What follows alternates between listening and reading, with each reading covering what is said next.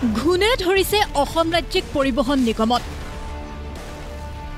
শিৱসাগৰ জিলাৰ আমগুৰি এছটিচি কাৰ্যালয়ত উলমিল তলা। এটা সময়ত এই বাছ আস্থানৰ পৰাই ৰাজ্যৰ বিভিন্ন চহৰলৈ হৈছিল 8খনকৈ বাছৰ যাতায়াত, চলিছিল দিবানৈশ বাছো। কিন্তু এতিয়া মৃত্যুমুখী যাত্ৰা এই বাছ আস্থানৰ। কুঁৱলী কৈছে কাৰ্যালয়টোৰ গৃহ। বাৰিষা অধিক সময় কৃত্ৰিম বানতে বুৰ যায় এই কাৰ্যালয়, কিন্তু গুৰুত্ব নাই বিভাগীয় কৰ্তৃপক্ষৰ।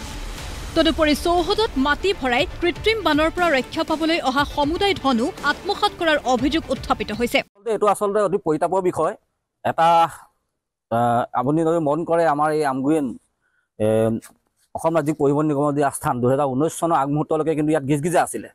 ইয়াত কমেও 8খন বাছে ইয়াৰ পৰা যাতায়াত আমগুৰিৰ পৰা বিভিন্ন অঞ্চললৈ কৰিছিলে। কি যোৰহাট, শিৱসাগৰ, কি গুৱাহাটী, সুদূৰ গুৱাহাটীলৈকে ইয়াৰ পৰা ডে নাইট ছুপাৰ চলিছিলে, ডে ছুপাৰ, নাইট ছুপাৰ বিভিন্ন চলিছিলে। কিন্তু 19 চনৰ পাছৰ পৰা যেন এই কাৰ্যালয়টো বিলুপ্ত হ'বলৈ এক প্ৰকাৰ চৰকাৰে এৰি দিয়াৰ দৰে পৰিলক্ষিত হৈছে। আপোনালোকে যদি মন কৰে, এই কাৰ্যালয়টোলৈ কৰ্মচাৰীসকলেও অহা কিন্তু আমি দেখিবলৈ পোৱা নাই। আমি ইয়ালৈ আহিছোঁ, কৰ্মচাৰী কিন্তু নাই ইয়াত। আৰু পৰিতাপৰ বিষয় এইটো কাৰণে যে এই স্থানত বাৰিষা কালত কিন্তু পানীত ডুব গৈ থাকে এই গোটেই কাৰ্যালয়টো। আৰু এই কাৰ্যালয়টোৰ ভিতৰত যদি আমি চাওঁ, কাৰ্যালয়টো নিৰ্মাণ হ'বলৈ কিন্তু 50 লাখ টকা আবণ্টন হৈছিল, আৰ্ট ফিল্মৰ কাৰণে টকা হৈছিল। কিন্তু এই সমুদায় ধন যেন এটা চক্ৰই আত্মসাৎ কৰিলে বুলি ভাবিবলৈ বাধ্য হৈছোঁ।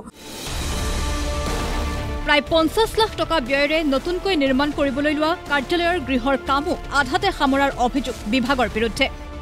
শীঘ্ৰেই এই কাৰ্যালয় কাৰ্যক্ৰম কৰাৰ দাবী স্থানীয় ৰাইজৰ। আমগুৰিৰ পৰা আব্দুল গফুৰ আহমেদৰ ৰিপৰ্ট, প্ৰতিদিন টাইম।